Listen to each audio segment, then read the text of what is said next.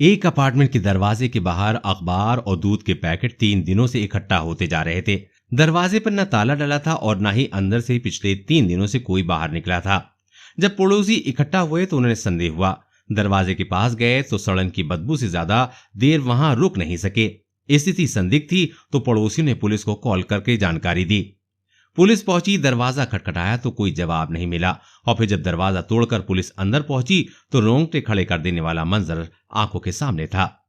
अपने जमाने की सबसे खूबसूरत और पॉपुलर एक्ट्रेस परवीन बॉबी की लाश बिस्तर पर पड़ी थी, लेकिन पहचानने लायक नहीं थी।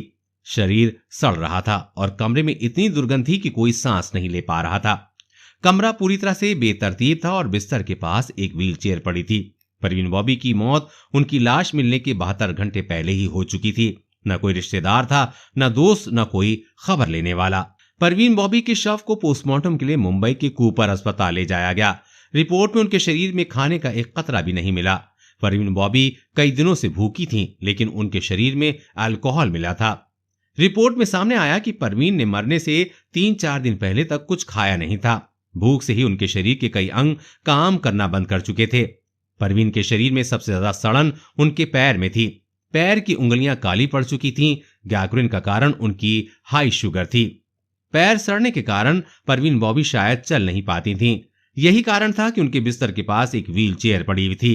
23 जनवरी 2005 कूपर अस्पताल में परवीन बॉबी का पोस्टमार्टम हो चुका था, लेकिन कोई रिश्तेदार उनके शव को क्लेम करने अस्पताल नहीं पहुंचा।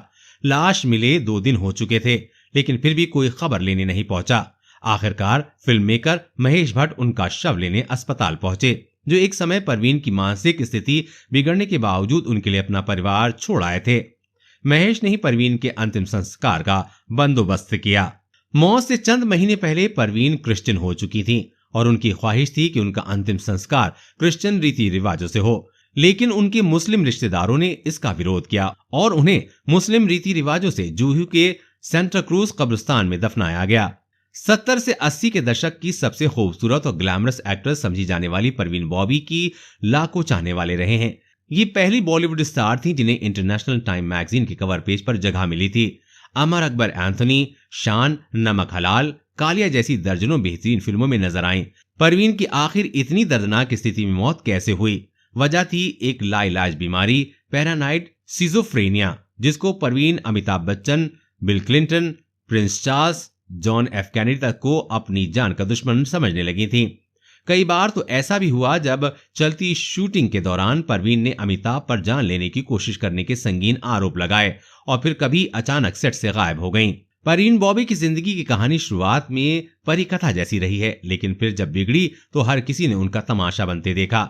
महेश भट्ट, डैनी डेक्सोम्पा, कबीर बेदी, इनकी जिंदगी की किताब का खूबसूरत पन्ना रहे जरूर, लेकिन परवीन ने उनसे भी दूरी बना ली। 4 अप्रैल 1954 को जूनागढ़ गुजरात में परवीन बॉबी का जन्म वली मोहम्मद खान के घर हुआ। ये पश्तून के बाबी ट्राइब से थे, जो जूनागढ़ के नवाबों के खानदान से ताल्लुक रखते थे। परवीन का जन्म इनके पेरेंट्स की शादी के 14 साल बाद हुआ। महज 5 साल की उम्र में उनके पिता का निधन हो गया। अहमदाबाद से पढ़ाई पूरी करने के बाद परवीन ने मॉडलिंग शुरू कर दी। कॉलेज की दिनों से ही बोल्ड परवीन सिगरेट पिया करती थीं। एक दिन कष्ट लगाती हुई परवीन पर फिल्म मेकर BR इशारा की नजर पड़ी और उन्होंने परवीन को हीरोइन बनाने की ठान ली। साल 1983 में परवीन एक फिल्म की शूटिंग करते हुए अचानक सेट से गायब हो गईं। न उन्होंने किसी को जानकारी दी और न ही किसी को कोई खबर दी। इस दौरान खबरें उड़ी कि परवीन पर अंडरवर्ल्ड के लोगों की नजर थी, जिन्होंने उन्हें गायब कर दिया है। एक्ट्रेस की कई फिल्में उनकी नामौजूदगी में रिलीज हो गईं। 6 साल बाद परवीन ने मुंबई वापस आकर सफाई दी कि उन्होंने आध्यात्म के लिए इंडस्ट्री छोड़ी थी। 1989 में परवीन बॉबी मुंबई आ गईं। इसी बीच खबरें सामने आई कि परवीन बॉबी को पैरानाइड सिजोफ्रेनिया नाम की गंभीर बीमारी है, लेकिन हर बार पूछे जाने पर उन्होंने इससे इनकार कर दिया।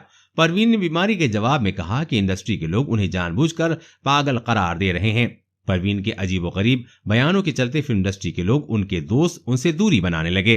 परवीन बॉबी का इंडस्ट्री में पहला अफेयर डैनी डेक्सोम्पा से रहा। दोनों का रिश्ता करीब 4 साल तक चला। परवीन कबीर बेदी के साथ भी रिलेशनशिप में रही, लेकिन ये रिश्ता ज्यादा दिनों तक नहीं चल सका। कबीर बेदी से ब्रेकअप के बाद परवीन की मुलाकात महेश भट्ट से हुई, जो पहले से शादीशुदा थे। महेश भट्ट उस समय इंडस्ट्री में स्ट्रगल कर रहे थे, जबकि परवीन बॉबी इंडस्ट्री में एक जाना माना नाम थी। परवीन बॉबी और महेश भट्ट की नजदीकियों के चलते महेश की शादीशुदा जिंदगी में दिक्कतें आने लगीं, लेकिन फिर भी उन्होंने परवीन को तवज्जो दी। परवीन बॉबी की मौत के बाद महेश भट्ट ने फिल्म फेयर मैगजीन को दिए एक इंटरव्यू में कहा था, हमारा रिश्ता 1977 में शुरू हुआ था, जब परवीन अमर अकबर एंथोनी और काला पत्थर की शूटिंग कर रही थी। हम साथ रहने लगे थे, लेकिन एक दिन अचानक बुरी कहानी शुरू हो गई। 1979 की शाम मैं उनके घर पहुंचा तो देखा कि उनकी बुजुर्ग मां जमाल बॉबी कॉरिडोर में सहमी हुई खड़ी हैं। उन्होंने फुसफुसाकर कहा, देखो परवीन को क्या हुआ है। मैं अंदर गया तो देखा कि ड्रेसिंग टेबल पर लाइन से परफ्यूम की बोतलें रखी हुई हैं और परवीन फिल्म कॉस्ट्यूम में पलंग और दीवार के बीच दुबकी बैठी थी। वो कांप रही थी और उसके हाथ में एक चाकू था। मैंने उससे पूछा कि क्या कर रही हो, तो उसने शांत करवाते हुए धीमी आवाज में कहा, बात मत करो, इस कमरे में जासूसी करने वाले लोगों ने डिवाइस लगा दी है। वो मुझे मारने की कोशिश कर रहे हैं। वो मुझ पर झूमर गिराने की कोशिश कर रहे हैं। वो मेरा हाथ पकड़कर मुझे बाहर ले आई।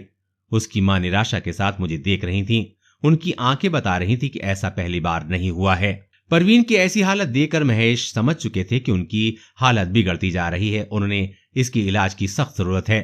महेश परवीन को लेकर कई नामी डॉक्टर्स के पास गए। पहले तो परवीन को मेडिसिन से ट्रीट करने की कोशिश की गई, लेकिन उससे भी बात नहीं बनी तो डॉक्टर ने उन्हें शॉक थेरेपी देने को कहा, लेकिन महेश भट्ट इसके खिलाफ थे। वहीं इंडस्ट्री से जुड़े दूसरे लोग चाहते थे कि परवीन को शॉक दिए जाएं। महेश ने फिल्म फेयर को दिए एक इंटरव्यू में कहा, परवीन की हालत बिगड़ती जा रही थी। कभी वो कहती थी कि एयर कंडीशनर में इलेक्ट्रिक चिप है, जिससे उन्हें पूरा एयर कंडीशनर खोलकर दिखवाया जाता। एक दिन हम एक दोस्त यूजी कृष्णमूर्ति से मिलकर लौट रहे थे, जो एक फिलोसोफर भी हैं। परवीन ने रास्ते में चिल्लाना शुरू कर दिया कि कार में बॉम्ब है और मुझे बॉम्ब का अलार्म सुनाई दे रहा है। ये कहते ही परवीन चलती कार से उतरने की कोशिश करने लगी। रास्ते में लोगों को लग रहा था कि परवीन और मेरी लड़ाई हो रही है। जैसे तैसे मैंने उसे टैक्सी से घर पहुंचवाया। मेरे डॉक्टर दोस्त ने मुझे सलाह दी कि कंडीशन बिगड़ने से पहले मैं परवीन को स्टारडम और लोगों से दूर ले जाऊं।